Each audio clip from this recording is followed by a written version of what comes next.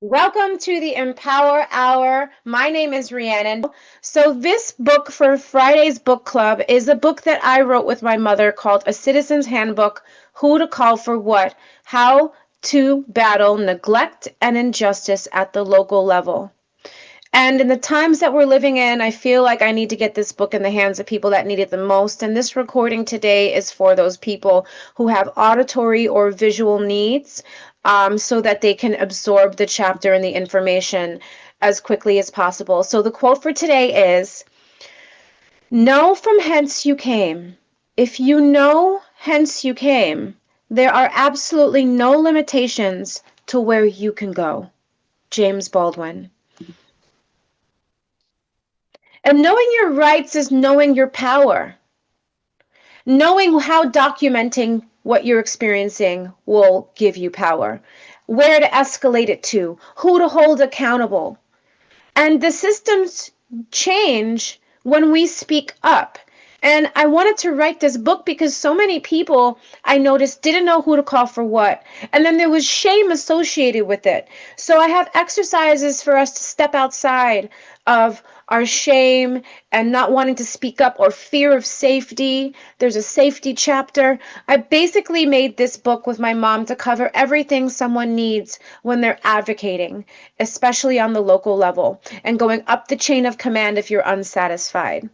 Advocacy turns pain into power.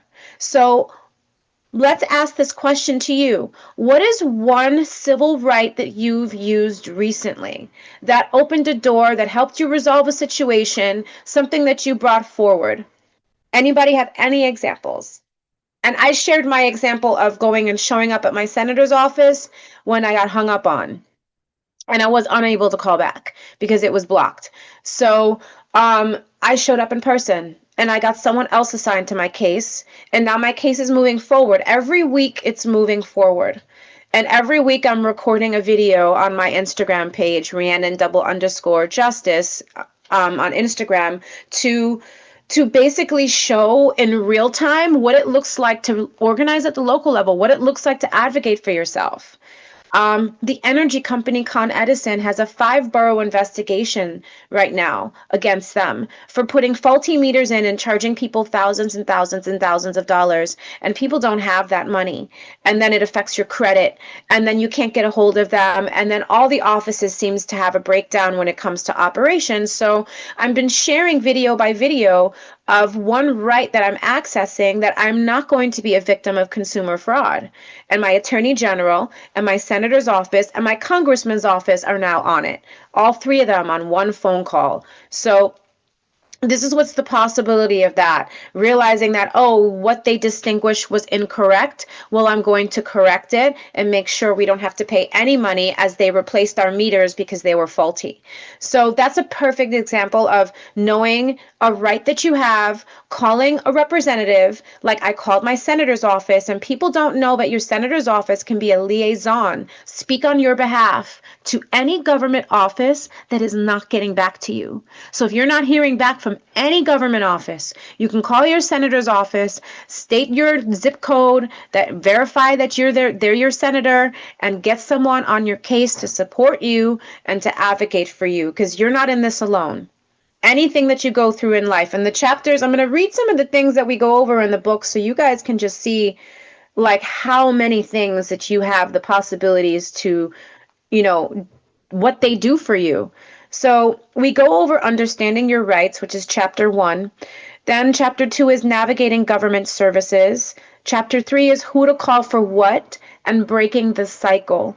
Breaking the cycle of being speechless, breaking the cycle of accepting things for how they are, because that is something that I noticed a lot of people were like, oh, you just pay for it. Oh, you just deal with it.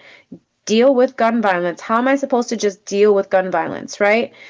Covering housing and utilities, covering healthcare access, covering education and schools, covering employment rights, covering community safety, environmental justice, your voting and civic power. I have a chapter specifically for children and teens in crisis, and it was specifically because a teen came to me asking for support, and I realized we have our children sometimes are out here and they don't know who they can call for what. And there are actual national hotlines for our children, and what systems are in place to protect them and make sure they get what they need and that they're safe. Additional essentials that I have are how to sue your city or county for gun violence impacts and damages. Has anybody ever heard of that? Raise your hand or thumbs down. Have you ever heard of how to sue your city or county if your life is impacted by gun violence or any damages? Did you know you could do that? Did you know you could do that? Exactly. You don't have to sit here. If the precinct wasn't there to protect you, for example, the precinct was on strike July 4th, 2 years ago. My neighbor got shot on the corner, and I heard her in my garden screaming, and I couldn't get to her. And then I found out that her bill, like she had to get a new femur bone in her leg because her femur shattered, and it was going to be over $60,000 surgery that she didn't have the money for. And I helped her file a complaint to sue the city because they didn't show up. They were supposed to be on the streets. Nobody was there. They were all on strike, and she had the right to sue the city because she was not kept safe. And did you know you could even do that? Right? So, employment rights, like every single topic I have personally dealt with and my mother has personally dealt with, and we give you stories, personal experiences, and exactly how and who to call for what. Community safety. Yes. What do you do if you're unsatisfied? You could call your district reps, you could call your senator's office and your governor's office and be completely unsatisfied. And I've got some tools for people who are. Who is your attorney general and why they are so important? Because they represent you. And people don't know that you have an attorney of your state to represent you, and we're going to go over what exactly they represent you for and how you can file complaints and for what you can file complaints for. How to talk to press with urgency. When you're unsatisfied and all your government entities are inept, this is why press is so important. It exposes the corruption so viscerally that it forces them to do the right thing. It forces them to step forward in leadership. And press, and you can only get press if you speak with urgency, if you speak clearly, if you make a persuasive request from them. And so I go through training you how to do that, and how to create urgency when you speak to a representative as well, and how and who to call when you're dealing with natural disasters, why your legislator's office matters, your legislative office, who writes policies, you guys, for your district, and how it impacts your life. And I've actually met with my legislator's office and changed policies because of issues that I found happening on the grounds that were impacting our everyday life. How to get social services in crisis, and I also have national resources. ICE and immigration. There's a lot coming out about this. I also have a hotline for people to call if you are detained, so someone can find you, an attorney can find you as soon as possible, because I've had a couple of my friends who are citizens who were detained and disappeared as well. And these are some of the tactics that we've used. Special needs services, medical privacy rights, police brutality, and the community and the civilian complaint review board. Did you know that every county has a civilian complaint review board that will actually hold a mediation between you and the officer who brutally assaulted you? And 80% of the time, their behavior changes when there's a mediation.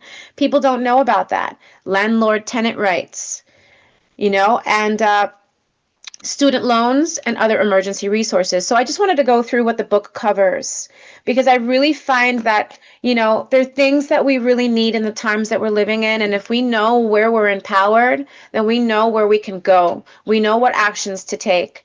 So the breaking point. When systems fail, what keeps you fighting? What keeps you fighting? Have you ever had an experience where a system fails and you kept fighting? Let me see what goes on in the chat. Yeah, student loans. Yep.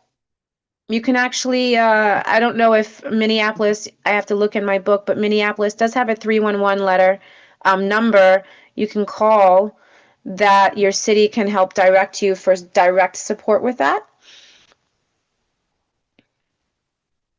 Okay, so So, the question, just to be intentional, since fail, what keeps you fighting? fail. Yeah, yeah. Ah, I guess it's very subjective in some ways to how to look at what a system failing might look like. Like, Yeah. I suppose, like judgment around that um, is kind of relevant. Like, how did it fail me or the people around me? I suppose is kind of Yes. where I'm. How is society failing the people around us? When we see people on drugs or unhoused and there's nothing that's being done about it, and there's a kind of people are walking by instead of speaking up. Does Like that on make Catalina Island, like my mom lives in San Diego, but if there are homeless people, they'll give them $100 to move. I don't know what, I don't know if that's good or bad, but like again, it's like that's what they chose in doing. So it's kind of sometimes it's like local, or usually it is local, what's going on. Um, if it's Yeah, but local also affects national. So, for example, all the homeless that were in New York City, did you know Giuliani put a lot of them on buses across town and dumped them in California, and that was the beginning of tent cities? Okay, no, and I've been to tent cities because my godmother lives in Beverly Hills. Sorry, I'm here. And in Beverly Hills, there's like alleys, or I don't know, like there's pockets of those tent cities, and I don't know. My mom and people of that generation, they worked really hard. If they worked really hard, they get kind of judgmental, like, God, they got to clean this up. Like, what is this? I'm not saying I don't know if it's right or wrong, but It is. It's like, oh, it's your fault. Why am I going to feed you food? But knowing that we know that our society is failing people, knowing that in economics, one person has to lose for another one to gain, it shouldn't be a surprise why someone ends up poor because capitalism has to have a slave class.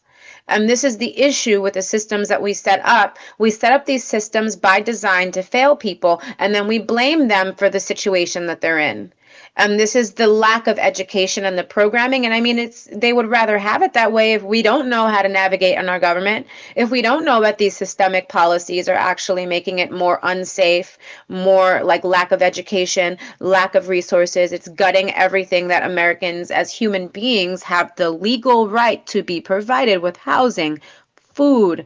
It's actually written into law, especially in my city, that you are legally provided with housing and food. So, and even medical, if you go to a city hospital, they can't turn you away. And our governor unfortunately closed a lot of city hospitals before the pandemic, and New York City had to open a hospital in Central Park. So it's like these are the systemic things legislative wise that exposes us, but we don't know about it. We know, but we choose to turn a blind eye. Well, that's those people. That's not me, well, I, right? I think that's lack of, like you said, I guess, background knowledge. Yep. Yep. And some people will choose to still double down and hold on to that ignorance, unfortunately, I've personally witnessed, you know? So, like, how does media, I want to go into this about chapter one. How does media or public pressure change outcomes? And I want to share the story real quick with you guys because this right here is one of the most important pieces of the inspiration for writing this book to save my life and my daughter's life during gun violence in our schools being cut $400,000. So, how I got gun violence off my block. Fall of 2022 was the breaking point. We had to move our daughter out of New York City for her safety and future. Gun violence escalated in our neighborhood, no police response for 4 to 6 hours, elementary school kids running from bullets around the corner at 3 o'clock, her school district's budget slashed by $400,000, leaving us feeling more vulnerable than ever. Prior to our decision, I bumped into Mayor Adams at his favorite vegan restaurant on 125th Street. And I said, Mayor Adams, can I speak to you for a second?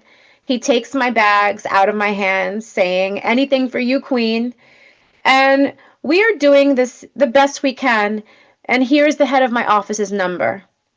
After several meetings, I was forwarded to the head of the Bronx, who told me to figure it out. With only 3 days' notice, we packed up what we could and set off on an 8-hour bus ride to Buffalo, Orchard Park, New York, a place that felt like a lifeline. The first day we registered our daughter at her new school was a bittersweet moment. The process was smooth, almost too easy, and I couldn't hold back the tears. I had just handed over custody to a family member and gotten my daughter into one of the wealthiest districts in our state, a school where she could build rockets with her hands, pursuing her dreams of becoming a scientist, protecting the planet. What I didn't expect was that her safety would come at a cost to her mental health. And she was now in an environment where, despite her academic success, she faced discrimination and racism daily. The struggles, the mental and emotional toll. For the first semester, I couldn't take full-time work because I was constantly traveling between New York City and upstate. Every week, sometimes every other week, I would catch an 8-hour bus ride to check on my daughter, back pain settling in from overnight buses.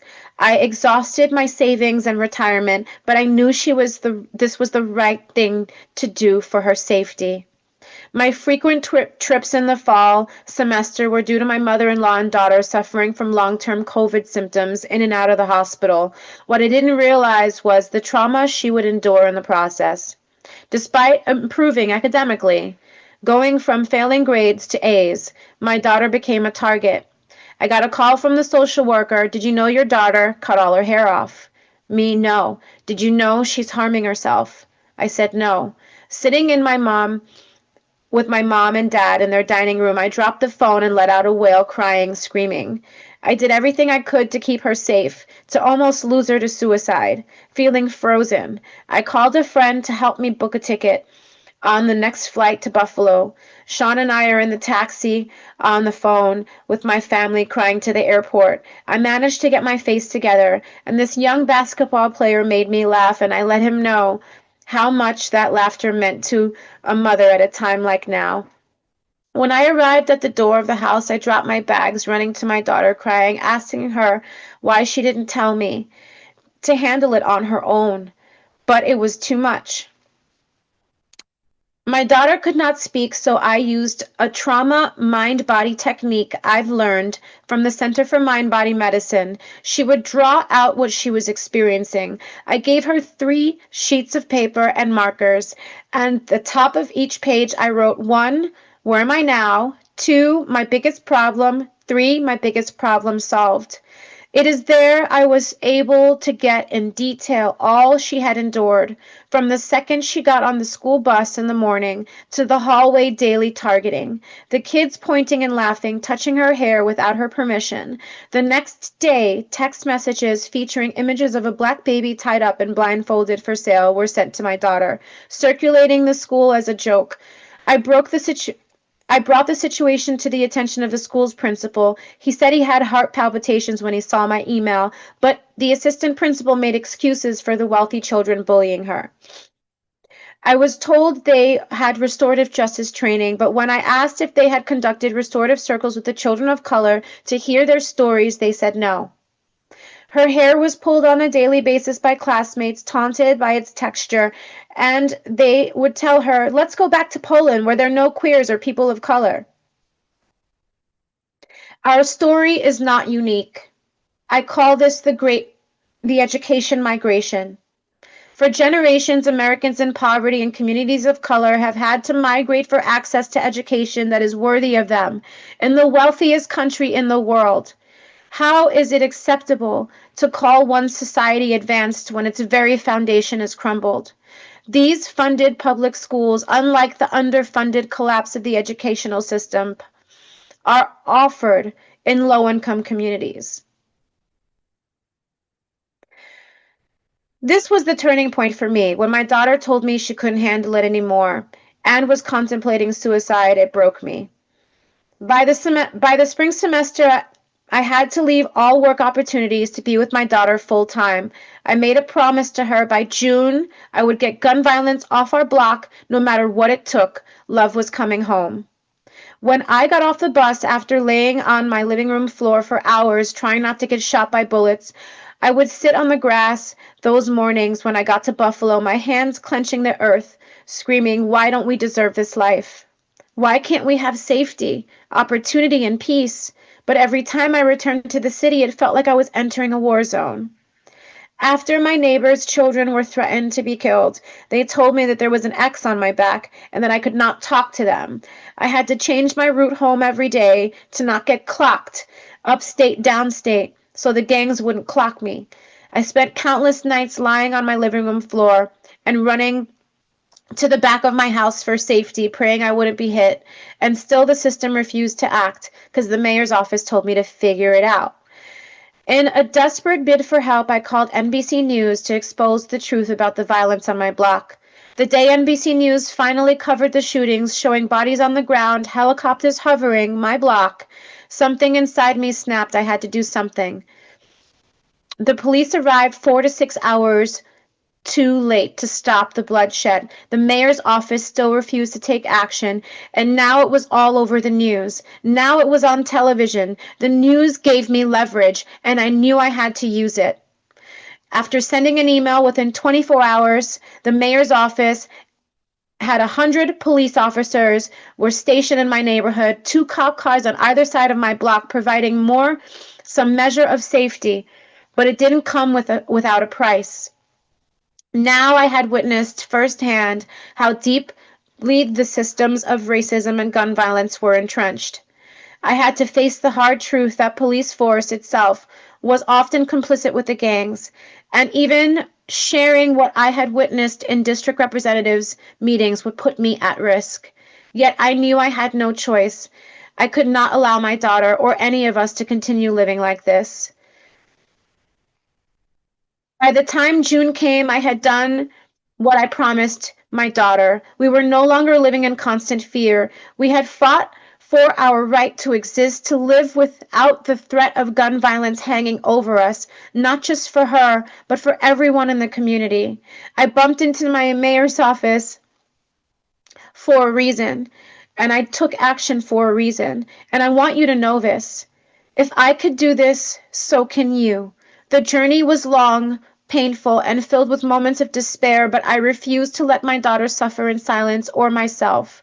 I fought for her, for our community, and for every mother who feels like she has nowhere to turn. The story is not just mine, it's a call to action. We don't have to accept the violence around us. We have the power to change our reality, to demand better, and to make our voices heard. If I could do it, so can you. Stand up, speak out, demand safety for you and your children and your community, and don't stop until you get it.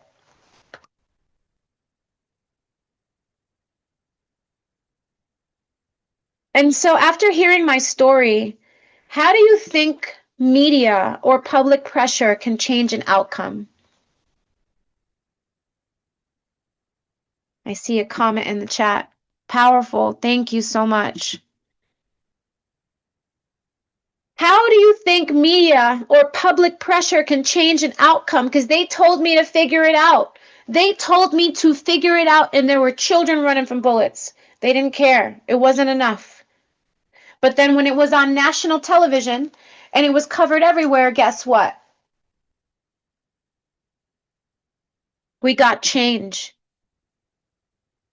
Thank you so much, Susan. You are an opener, the door for people to speaking up. That's why I wrote this book, and I invited my mom to join me because she's a social worker for 45 years, retired. And between the two of us, we have so much knowledge on organizing. This is how media can change outcomes. This is why press is so important. This is why what's happening now with our press is so vitally like scary for me, because if we don't have our press to turn to get the message out, how do we get the message out to get our local representatives to act? Because they obviously told me to figure it out. And I had to remind them, you are the commander in chief of the city. You have the power to do whatever you want. And as soon as the press did that video, how 100-foot officers and 2 cop cars in 24 hours, right? Sometimes we have to generate people's leadership to show up. We have to remind them the power that they have. And I want to also offer you that. The power of one voice, one call to your district rep can save a life, can save your life. Who would you call first in a crisis? Do you know who your district representative is? If not, go to findmyrepresentative.gov on Google, and you can put in your zip code and find out who your local representative is, because that is the first person that you can call in crisis. That is the first person that you can call in crisis. And I'm going to give you an example of what happened when I called my district rep in crisis. And my father had quadruple bypass heart surgery, and he was dropped from Medicaid illegally because they have to do it in writing by law. So they dropped him, and we show up to get the medication after he's discharged from the hospital, the only medication to keep him alive. And they turn us away. And so I called my district representative's office, and it was about 4:30 p.m. and 5 o'clock, the Medicaid office in the hospital closes. By 4:45, someone from my district rep's office was there, flashed her badge, got my dad's insurance turned back on, and we walked out with his medication. Did you know you can call your representative for something like that? Thumbs down if you don't. Did you know you can call your representative in a life or death situation?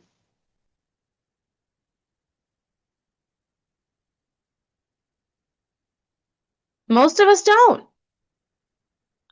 All right, y'all. We're going to play a game. Who to call? Bingo. Why is because, listen, we don't know who to call for what. No one trained us. We spent all these years in school learning about the government, but not learning how to make it work for us. So we're going to play a little game. Who to call for what? All right. Can I have someone volunteer to read the scenario? We're going to go through housing, police, health, education, and legal. Okay? The instructions are 1, read a scenario, 2, type the correct agency in the chat, and 3, find 5 wins, the Citizen Power Champion Award. So whoever has 5 wins, you get a champion award. All right? So who would like to volunteer to read the topics from the bingo so we can answer them?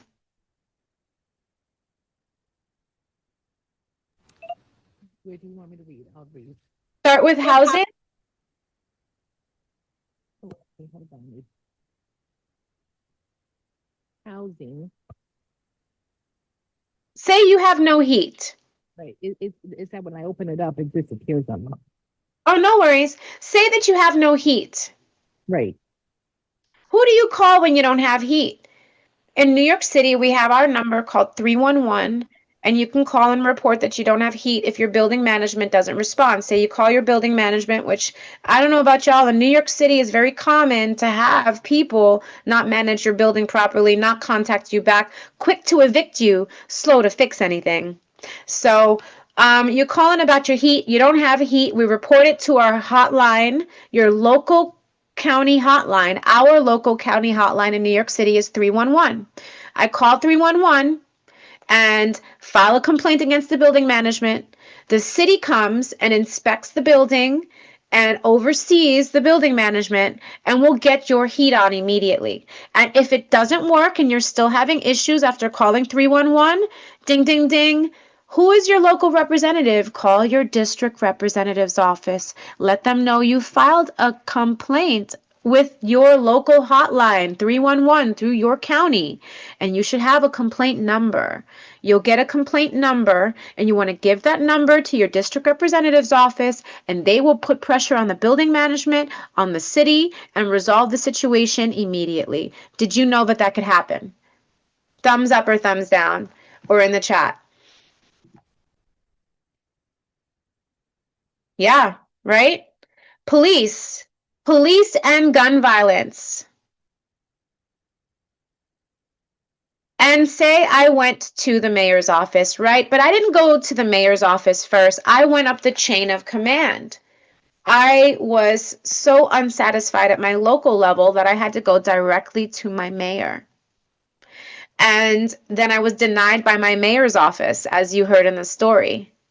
Yes, and it's good to go to your city council meetings, you guys. For real, thank you, Susan. Every county, every city, once a month, you have a meeting about education, you have a meeting about safety, every topic, and you can attend them online. And my book in my chapter has all the links where you can attend your local district meeting remotely. You don't have to show up in person. You can show up remotely, but it's more powerful to show up in person because you have a voice and you get to stand up and you get to speak and you get to ask questions and you get to interact with them. And I don't see that on the virtual version of it. So it is very important to show up in person and find out what's going on your local level. What policies are being passed? Who's developing property in your neighborhood that you're not going to be able to afford? All these things happening that we're not present for, right? So with police, gun violence, I had to go to press. But if I had an issue, for example, with my daughter, I had a police officer push my daughter on our way to school. He had two 13-year-old boys in handcuffs because they fit the description. And they told us we couldn't move, and the platform is narrow, so we're standing there with a bunch of other people waiting for permission to pass until they're done with their investigation. And I said, "Excuse me, officer, can we go now? I don't want to be late." And he comes in my face like this and screams in my face, and my daughter says, "Why did you push me?" He pushed my child. And every day I would go to the train station and my daughter would say, "Mommy, that's where the officer pushed me." And so in my city and in your county, you have a civilian complaint review board. And the civilian complaint review board will pull that officer off the street. That police officer ended up being a sergeant. He got pulled off the street for a mediation. He got his paycheck withheld until he sat down and mediated with me. And the guy had to yell at him that all I wanted was for him to apologize to my daughter. And all he was busy doing was trying to make me an illegitimate mother, that I had my daughter by the train tracks. And that's why he pushed her. My daughter was standing by the wall of the train, like against the wall. And the guy saw the video. So he's like, "If I got to pull this video out, you're going to lose your pension. Don't you retire in a year?" And he was like, "I'm going to get my buddies to sign that what I'm saying is true." I said, "I don't care whatever you get your friends to sign. The video shows that you're wrong. The kid wants you to apologize. I want you to apologize to my 4-year-old, 5-year-old, you know?" And the guy ended up yelling at him so heavily that he finally buckled down. And then we could bring my daughter in. We brought my daughter in and he apologized to her. But it took having to break him for his pension. And I thought I was going to have to defend myself, y'all, because I'm used to nobody speaking up for me. So, but the CCRB rep, this man went in so hard to this officer for me on my behalf that I was so moved by this. So did you know that you don't have to put up with police brutality or anything with an officer? They can be pulled off the street immediately. And it's a civilian complaint review board in everybody's county. Okay, so education, school discrimination, civil rights. Who do you call? You can call your district rep's office. And I went all the way up the chain of command to the mayor's office, and the mayor's office had me get joined with the head of the Department of Education. And then I was able to work with the head of the Department of Education to put my daughter in a district that was worthy of her. They rezoned my area so that she could go to the Upper West Side. which got her into the top 5 high school in the city. Had I not done that, had I not called the mayor's office and said, yeah, the gun violence, and I had to move my kid away because of $400,000 budget cuts, and there was nothing to catch her up after COVID, and all these children that are behind after COVID. So I had to move her. What are you giving me to move back to? So this is where it goes and it works up the chain of command. This is what the power of this is, you guys. We are not just sitting ducks here and they get to decide whatever they want for our lives and we just have to put up with it. So, and legal, right? Anything legal happens, guess what? You're attorney general of your state. You don't have to go find an attorney or you can literally go on the website of your attorney general and go to file a complaint, and it lists out all the different complaints that you could file. And if I were you, because of the times that we're living in the United States of America, go to your attorney general's office website, look at all the complaints you can file, because I'm sure that anything that you're dealing with, considering America is the freedom to exploit right now, we're all being exploited on so many levels that we've lost all our purchasing power and our dignity, quite frankly, that I have no, like, I don't know about y'all, I want to make them as uncomfortable as I am. Who's down for that? I'm like, give me a thumbs up if you're down for that. Like, I'm not going to be here suffering in silence and uncomfortable. I want to do something about this, and I'm going to use my power as a constituent to do something about it, right? How does everybody feel about the topics that I just brought up in this chapter? Do you feel more empowered? I want to make sure that it's kind of really sticking to you. Like, how many of you, like, had no idea that these 5 topics in this bingo game that we're playing, these 5 topics are like that you can be empowered in such a way? Very good to know and to know what your rights are, and more importantly, who to contact and how to do it. Yes. Yes. And this is what this book is all about, y'all. I really think it needs to get in the hands of the people that need it the most. So, reflection. What surprised you most about your rights? What was the topic that surprised you the most that we brought up today? Type it in the chat or For me, just knowing that there's someone to go to file a complaint, I think it's very empowering what your message is about. So yeah, it's good to know, who to contact, and I think that's vitally important. yeah. Yeah. And have you ever escalated and won? Have any of you ever dealt with a situation? Susan, I know you dealt with a situation. Have you ever escalated a situation and won when your local government? I mean, does it count like in a court? Probably. Yeah, if you're fighting anything locally that you're dealing with, especially in your court, like you can go downtown and open a court case against anybody, you Well, know. yeah. Yeah, these are things, the powers that you have. You don't just have to take it. You can take what the situation is, you can bring it before a judge because that's what But our I've tax. heard pick your battles. Like we could fight a lot all the time. And Well, I of course, mean, do you want to live that way? And so what's coming up, I'm just being honest, like what's yeah. coming up for me, it's like, I don't know, like it's a lot, you know what I mean? Um, Like pick your battles, but would you allow an officer to push your daughter? Would you allow no, yourself to be no. in It's would you one allow thing. yourself to live in gun violence? Would you allow yourself to put up with the injustice of getting an electric bill that's $8,000 that you know is faulty? Would like it's pick your battles, but right now I think when it comes what I'm speaking I'm to is not when saying for you, I'm saying like for me, that's what's coming up for me. Like I'm not putting my objective into your subjective oh no. or Of whatever. course. And it is true. Pick your battles so you don't burn out. Pick your battles so that the action that you make is the most clear, concise, powerful act that you can. Choose that thing that you're like, not one more day am I going to put up with this. And that's the thing that you know that you need to take action on. And you're correct about that. You are so correct. How we don't have to, like, these are all different topics that I've personally dealt with myself, and they weren't happening all at once. They happened sporadically throughout my Like time I being. was going to be maybe raped in a situation where I had drank, so I had to drive, but it was drunk driving, but I was like at the limit. This was like 2012, but in the court I mentioned about like they were saying, "Hey, I got the blonde one. Yeah, I'll take the brunette." Like what? Like because we were all like getting really drunk, and I'm like, "Okay, I'm out of here." So I walked away and like got in my car. Some guy even followed me, like, "Where are you going?" I'm like, "Fuck off." Anyway, so I drive home. They got me, right? But like in court, I was saying how that was going on, and I got away from an unhealthy, bad situation that might have been occurring.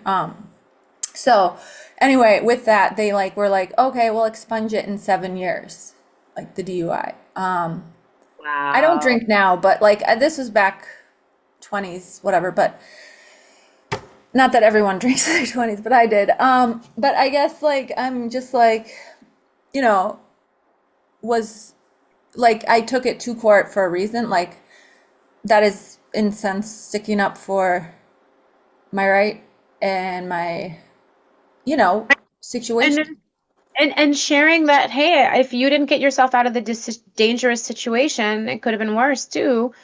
And I think that I mean, you this was before Uber and stuff too, by the way, like 2012. I mean, it's yeah, different and then you time, felt but like you needed to vocalize yourself. You felt like you needed to honor your voice. You needed to have a word in the matter.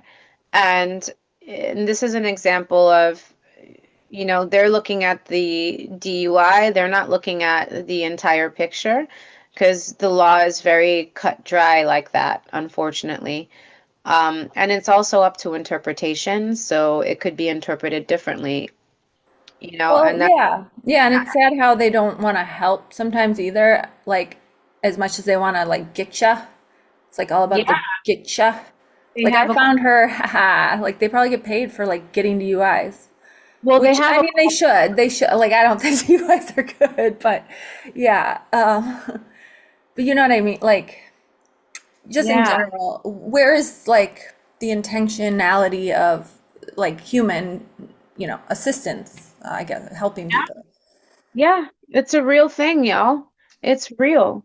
And where will you apply this handbook, some of the things that you used in your life? If not next week, in the future, some of the knowledge that you got that I just want to leave with you guys from this chapter that can help empower you.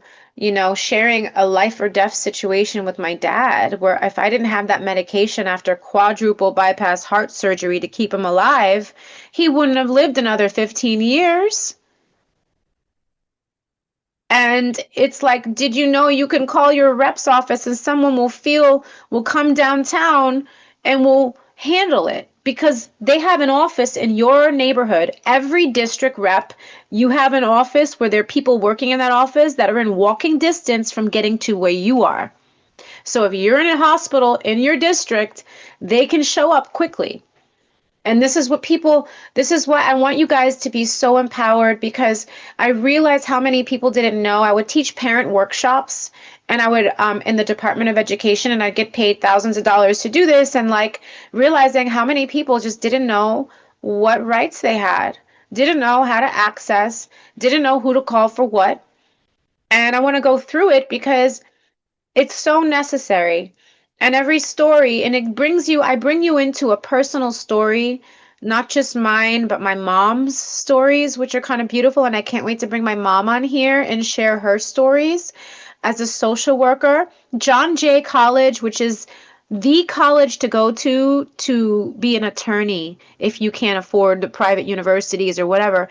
That college is open because of my mother and two other social workers. They were going to shut the doors, and they got all the alumni, the police officers, the attorneys, the fire department people to come. They pulled their cars and their fire trucks up, stopped them from shutting the door, walked into the board meeting and broke through the doors and shut down. I'm like, of course, where do I get to shut it down from? My mom. So I can't wait to bring her on when a chapter brings in and when her stories come in some of these chapters because like we don't really know how important a social worker is until we end up having to be in a situation where have you ever met somebody who needs more than your dollar to give them on the sidewalk? They need a whole wraparound of services to stabilize their life. That's what a social worker is there for, you guys. So Anybody, just a quick question, where will you apply this? Is there anything that you're dealing with that you've heard something today that could actually help you move a situation that you've been dealing with forward on your local level? Anything come up? If not, that's fine, but I just really love that you feel empowered. Thank you for sharing that you feel empowered. Because that is the intention of this book. And with that closing affirmation, you have the right to escalate. You have the right to escalate a situation. If I could do it, so can you. Stand up, speak out, and demand safety.